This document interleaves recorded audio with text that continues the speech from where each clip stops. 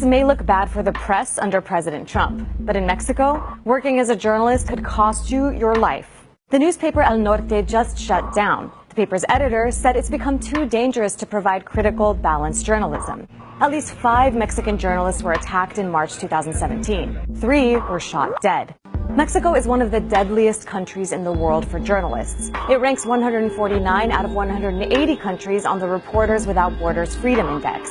And that matters because when journalists aren't able to report on issues like organized crime, political corruption, and human rights violations, it hurts the people in the communities they serve. I think that the problem in Mexico is something that goes way beyond the press, and it has become a problem affecting fundamental human rights of all Mexicans. And it's not just Mexico. Iraq, Syria, Pakistan, Russia, and the Philippines are just a few of the other countries where journalists are at risk. Since 1992, 802 journalists have been murdered worldwide simply for doing their job. Like Mikhail Bekyatov, who died after being attacked twice for his reporting. He's one of 36 Russian journalists killed since the Committee to Protect Journalists began tracking deaths in 1992.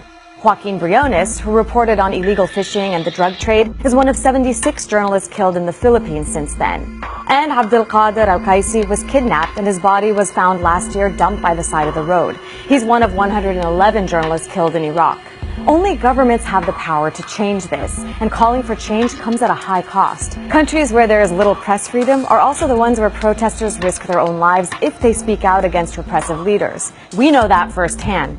Public pressure played a big role in getting Al Jazeera journalists Mohammed Fahmy, Baher Mohammed, and Peter Gresta released from prison in Egypt. Everyone spends a lot of time talking about fake news, but when journalists are being murdered for doing their jobs, shouldn't we be worried about no news at all?